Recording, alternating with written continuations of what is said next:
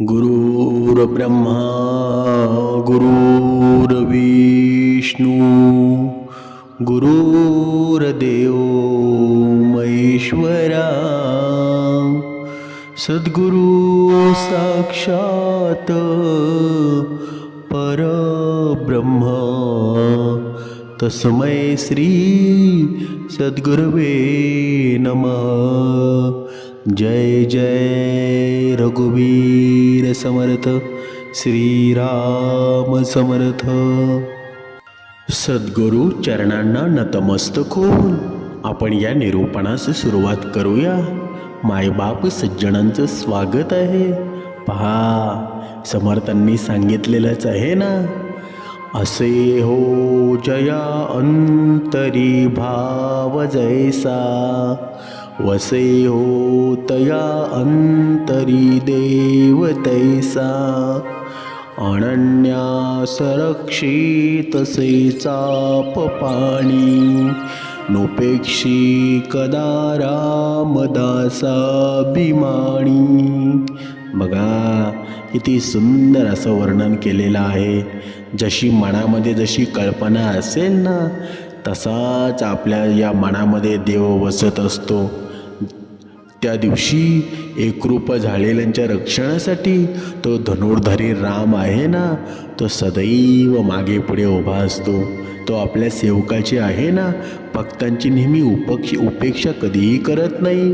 म्हणजे तुमच्या मनामध्ये जसा भाव असेल ना, अंतरंगी जसा भाव असेल तसं तुमचं जगणं होतं। म्हणून हे विचार तुम्ही जर अंगीकारले ना, तर तुमच्या जगण्याचा कधीच कंटाळा येणार नाही। समर्थांनी सांगितलेलं आहे की माणूस हा खूप श्रीमंत झाला ना, की तो माणूस सोडून देतो आणि कुत्री पाळायला लागतो। त्यांना टॉमी जिमी अशा गोंडसं नावं देऊन त्यांना कुशीमध्ये घेतो आणि त्यांचा लाड करतो। आपल्या आईवडिलांना वृद्धाश्रमामध्ये पाठवून कुत्र्या मांजरांना आळीशान गाडीमधून फिरायला घेऊन जातो।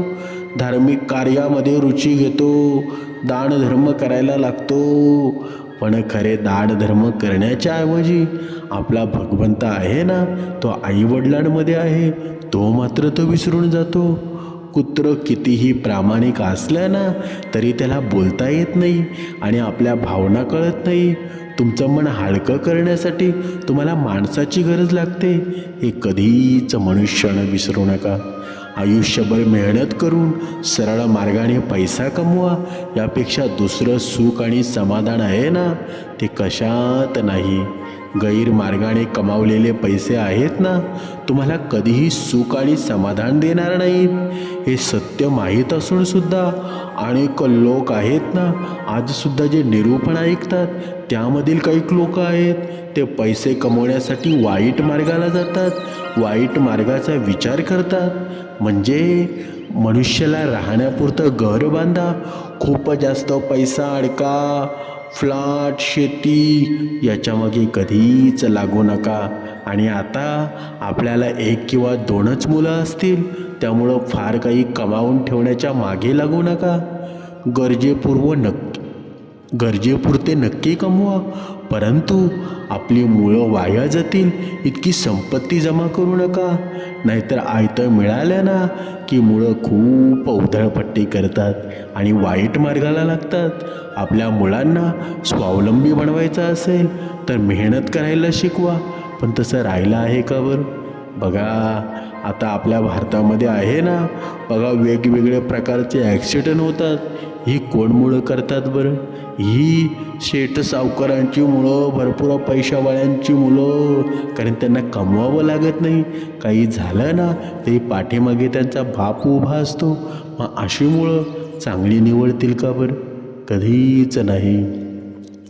जर तुमची मुलं चांगली असतील तर तुम्हाला त्यासाठी फार काही कमावून ठेवण्याची गरज भासणार नाही। आणि तुमची जर मुलं नालायक असतील ना, तर तुम्ही कितीही कमावून ठेवलं तरी त्याचा काही उपयोग होणार आहे का बरं? अजिबात नाही। कारण मुलं चांगली असतील ना, कर्तृत्ववान असतील, तर स्वतःच्या हिमतीवर कितीही काहीही कमावतील। पण जर ती चांगली नसतील तर कमावतील का बरं? कधीच नाही। जर जर तुम्ही तुमच्या कुटुंबासोबत एकत्र राहाल तर दुःख, चिंता, संकट तुमच्या जीवनामध्ये कधीच येणार नाही. अर्थात यामुळे तुम्हाला उत्तम आरोग्याची हमीसुद्धा मिळेल. कोणतेही आजार मागे लागणार नाही. आईवडिलांनी कोणताही भेदभाव न करता संपत्तीचं योग्य वाटप केलं तर सगळे खुश राहतील ना. हे वाटप म्हणजे सगळे आनंदात असताना केलं तर आयुष्यामध्ये चांगले संबंध टिकून राहतील, कौटुंबिक वाद निर्माण होणार नाही. पण आपण काय करतो बरं? कधी कधी आईवडिलांचं सुद्धा चुकतं. आईवडील काय करतात बरं? बघा, आपलं कुटुंब आनंदामध्ये असेल ना तेव्हाच संपत्तीचं वाटप करा. जेव्हा आपल्या एक कुटुंबामध्ये भांडणं होतात तेव्हा आपण वाटप करायला होतो. मग आईबाप आहेत ना, ना या मुळाकडं असतात ना त्या मुळाकडं असतात, मग त्यांची वाटच लागते ना. बहुतेक कुटुंबामध्ये वादविवाद आहेत ना, हे संपत्तीच्या वाटपामधून निर्माण होतात. त्यांच्यामध्ये प्रेम, जिव्हाळा आयुष्यभर टिकून ठेवायचा असेल ना तर आईवडिलांनी मुलांमध्ये संपत्तीवरून वाद निर्माण होणार नाही याची नेहमी काळजी घ्यायला हवी. पण ते होतंच ना. समर्थांनी सांगितलेलं आहे, चार चौघामध्ये आपल्या माणसाबद्दल कधीच वाईट बोलू नका. तो किंवा ती करत असलेल्या चुका आहेत ना, लोकांना सांगून त्यांना अपमानित करू नका. तुमच्या अशा वागण्यामुळं तुमचीच माणसं दुखावली जातील ना आणि हळूहळू तुमच्यापासून दुरावली जातील. आपल्या माणसांची मनं जपायला शिका, कारण मनात झालेली जखम आहे ना ती कधीच भरून येत नसते. एक गोष्ट प्रत्येकानं कायम लक्षात ठेवावी, घरच्या गोष्टी आहेत ना कधीच चव्हाट्यावर आणू नका. लोक रडून ऐकतील आणि इतरांना हसून सांगतील. यामुळं तुमच्या घराचा तमाशा आहे ना होईलच. जर घराचा तमाशा करायचा नसेल तर या गोष्टी लक्षात ठेवा आणि त्याप्रमाणे वागा. म्हणतात ना, झाकळी मूठ 1.25 लाखाची, उघडली तर ती कवडी मोलाची होते. म्हणजे घरातील सर्वांनी मिळून एकत्र राहावं. जर एकत्र राहाल ना तर प्रत्येक समस्या आणि उत्तर सापडेल. कठीण प्रसंगात एकमेकांची मदत होईल आणि त्यामुळं घराची सुद्धा प्रगती होईल ना. एक काठी 6 तुटू शकते, पण त्या काठीची मोळी बांधली ना तर ती तोडणं अशक्य आहे. तुमच्या वडिलापार्जित संपत्तीवर कधीच डोळा ठेवू नका. त्यापेक्षा स्वतःच्या मेहनतीमुळं कमवा, तुमचं कर्तृत्व सिद्ध करा. त्यामुळे लोकांच्या मनामध्ये आहे ना तुमच्याबद्दल आदर निर्माण होईल आणि तुम्हाला मान सन्मानसुद्धा मिळेल ना. म्हणजे वडिलोपार्जित संपत्ती आहे ना कधीही नाशाकडे नेत असते, कारण त्यांनी त्यांच्या रक्ताचं पाणी करून ती संपत्ती कमवलेली असते आणि तीच आपण संपत्ती विकून टाकतो. मग ती तुम्हाला लखलाप लागेल का बरं? अजिबात नाही. बहिणीने भावाला समजून घेतलं पाहिजे. फक्त कायदा सांगतो म्हणून प्रॉपर्टीसाठी सख्या भावासोबत भांडत बसू नये. ज्या भावाला तुम्ही राखी बांधली ना त्या भावाच्या हातामध्ये बेडी पडेल असं कधीही काही करू नका. एकमेकांकडे अधूनमधून येणं जाणं चालू ठेवलं पाहिजे. तो माझ्याकडे काय येत नाही, त्याला माझ्याबद्दल काही वाटत असेल किंवा नाही, तो माझ्याबद्दल काही विचार करत असेल, असे प्रश्न मनात येऊ देऊ नका. कारण विचार करून माणूस कसतो आणि अनेक आजार आपल्या मागे लागू शकतात ना.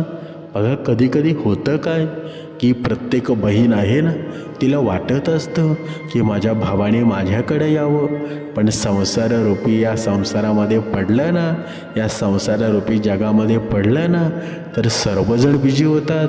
म्हणून जसा आपला संसार आहे ना तसा आपल्या भावाचा सुद्धा संसार आहे. त्याला योग्य वेळ वाटेल ना तेव्हा तो नक्कीच येणार आहे. म्हणून आपल्या भावाकडून सुद्धा जास्त अपेक्षा करू नका. ज्यावेळी तुम्ही भरपूर अपेक्षा कराल ना त्याचं तुम्हाला नक्कीच दुःख होणार आहे, जगण्याचा कंटाळा येणार आहे. समर्थांनी सांगितलेलं आहे, धनसंपत्ती जमा करण्यापेक्षा प्रेमानं माणसं जोडायला शिका. नाती जपून ठेवा, कारण अडचणीच्या वेळी आहे ना तुम्हाला ही नाती उपयोगी पडतील. काही वेळा जोडलेली नातं आहे ना ही रक्ताच्या नात्यापेक्षा सुद्धा श्रेष्ठ ठरतात. शक्यतो श्रीमंताच्या घरी जाणं टाळावं, कारण तुम्ही सहज म्हणून जाता, परंतु त्यांना वाटतं तुम्ही काहीतरी मदत मागायला आलेले आहात. तुम्हाला त्यांच्याकडून कसल्या तरी मदतीची गरज आहे असं त्यांना वाटतं. म्हणून तुम्हाला मागाशी सांगितलेलं आहे ना, श्रीमंताच्या घरामध्ये कधीच आई वडील नसतात. त्यांच्या घरामध्ये कुत्री मांजरं त्यांनी पाळलेली असतात. मग ज्याच्या घरामध्ये आई वडील नाही, त्याची संपत्ती किती जरी असली ना तर ती संपत्ती सुख निर्माण कधी करू शकत नाही. बघा, शास्त्रामध्ये असं लिहिलेलं आहे की ज्याच्या घरामध्ये आई वडील आहे, खायला जरी अन्न नसलं तरी ते घर समाधानाचं असतं. आणि आज आपलं घर समाधानाचं आहे. आपल्या कोणाच्याही घरामध्ये जर जिवंत आईवडील असतील ना तर आपल्या घरामध्येच असेल. बघा, आपला मोठा भाऊ गव्हर्नमेंट सर्व्हिसला लागला, बघा, किंवा छोटा भाऊ बघा, जास्त करून छोटा भाऊच गव्हर्नमेंट सर्व्हिसला लागतो. बघा, त्याचं मोठ्या भावानं लग्न केलं आणि लगेच तो 2 महिन्यामध्ये शहरामध्ये राहायला जातो. आई वडील मोठ्याकडे ठेवतो आणि बघा, आई वडील असल्यामुळं घराचा खर्चसुद्धा मोठा असतो. आणि त्याने जे लग्न करायला याने लोन उचललेलं असतं ना, बघा, तो म्हणतो काय बरं, आता दादा तो लोन तूच फेड, मला शहरामध्ये राहायला जावं लागेल, मला भाडं भरावं लागेल. पण तू गव्हर्नमेंट सर्व्हिसला आहे ना, 50-50 लाख हजार रुपये तू पगार कमवतोस, मग तू मोठ्याचं घर सांभाळायला नको का बरं? हे प्रत्येकाच्या लक्षात यायला हवं. जो या सर्व परीने वागतो ना त्याच्या जीवनामध्ये समाधानसुद्धा असतं.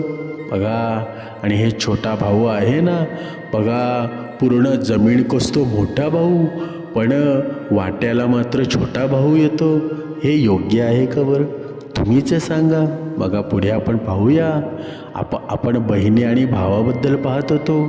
बहिणीकडे भावानं आहे ना अधूनमधून येणं जाणं चालू ठेवावं, बहिणीला घरी बोलवत जावं आणि वहिनीला सुद्धा मान द्यायला शिका.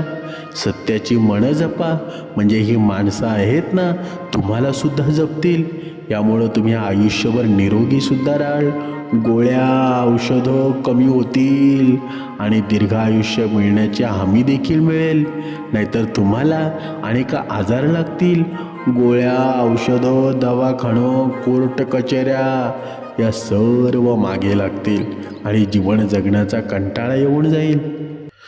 बघा, आपण दरवेळी म्हणतो ना, पैशाशिवाय मनुष्य जगू शकत नाही, पण समाधान आहे ना ते आपण विसरून जातो. ते कसं बरं? बघा, आपण पाहूया.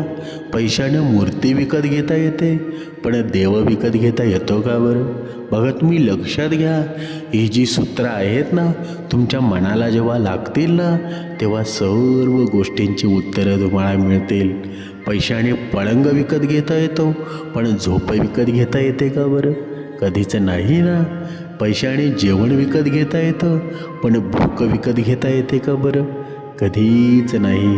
पैशानं औषधं विकत घेता येतील, पण आरोग्य विकत घेता येईल का बरं? कधीच नाही. पैशानं पुस्तकं विकत घेता येतील, पण ज्ञान विकत घेता येईल का बरं? पैशाने शस्त्रे विकत घेता येतील, पण हिंमत विकत घेता येईल का बरं? पैशानं सुख सुविधा विकत घेता येतील, पण शांतता विकत घेता येईल का बरं? समाधान विकत घेता येईल का बरं? कधीच विकत घेता येऊ शकत नाही. म्हणून मनुष्याला आहे ना, आपल्याकडे किती जरी पैसा असेल ना तरी नम्रतेनं वागावं. भगवंत सगळ्यांना उत्तर देत असतो आणि तुम्ही जर अति केली ना तर तुमची माती व्हायला वेळ लागणार नाही. कितीही करोड रुपये तुमच्याकडे असू द्या, कितीही गाडी बंगला तुमच्याकडे असू द्या, पण अति करू नका. भगवंताचं नामस्मरण करा, तुमच्या जीवनामध्ये आहे ना, एक ना एक दिवस समाधान निर्माण होईल. कधी कधी आहे ना, आपण मूर्ख लोकांशी भांडायला जातो, पण मूर्ख लोकांशी भांडणं आहे ना, आपल्या जीवनाची अधोगती असते. म्हणजे सगळ्यांना उत्तर देण्याची गरज नसते, स्वतःला शांत ठेवणं महत्त्वाचं असतं. जगातली सर्वात मोठी ताकद आहे ना, भांडणात किंवा उत्तर देण्यामध्ये नसते. खरी ताकद ही असते ना, ठीक आहे जाऊ दे म्हणत विषय तिथे सोडून देण्यात. ज्या गोष्टी आणि माणसं तुमच्या हातात नाहीत ना, त्यांच्यावर मनं जाळण्यापेक्षा त्यांना स्वीकारून पुढे जाणं शहाणपण आहे. कारण शेवटी तुमची मनशांती कोणत्याही वादापेक्षा मोठी आहे. दुर्लक्ष करणं मूर्ख लोकांशी लढण्याचा उत्तम मार्ग आहे. पण आपण मात्र तसं करतो का बरं? कधीच करत नाही. आपण आहे ना, उलट त्याच्याशी भांडायला सुरुवात करतो. मग आपल्या जीवनामध्ये दुःख आल्याशिवाय राहील का बरं? बघा, पाणी धावतं म्हणून त्याला मार्ग सापडतो. त्याप्रमाणे जो प्रयत्न करतो ना, त्याला यशाची, सुखाची, आनंदाची वाट सापडते ना. नशिबापेक्षा कर्तृत्वावर जास्त विश्वास असावा. कारण उद्या येणारी वेळ आहे ना, आपल्या नशिबामुळे नाही तर कर्तृत्वामुळेच येते ना. म्हणजे या गोष्टी आपल्याला समजायला हव्या. जोपर्यंत आपल्याला समजत नाहीत ना, तोपर्यंत आपल्या असेच दिवस जाणार आहेत. कधी कधी बघा, आपण आपल्या संगतीला आपण दोष देत असतो. पण सगळे म्हणतात ना, संगत खराब असली ना की माणूस खराब होतो. पण एक गोष्ट कायम लक्षात ठेवा, संगत कशीही असू द्या, घडणं किंवा बिघडणं आहे ना, हे आपल्या हातामध्ये असतं. म्हणून तुम्हाला सर्वांना विनंती आहे की तुमच्या जीवनामध्ये हे शब्द, हे वाक्य, तुमच्या जीवनामध्ये हे विचार संचार केले ना, की तुम्हाला जगण्याचा कधीच कंटाळा येणार नाही. समर्थांनी सांगितलेलं आहे, ज्याच्या जीवनामध्ये नम्रता आहे ना, तो सगळ्यात मनुष्य सुखी आहे. आणि त्या सुखामध्ये तुम्ही न्हावून जा. तुमच्या जीवनामध्ये नम्रता आणा. हीच खरी जीवनाची खरी शिदोरी आहे. जय जय रघुवीर समर्थ.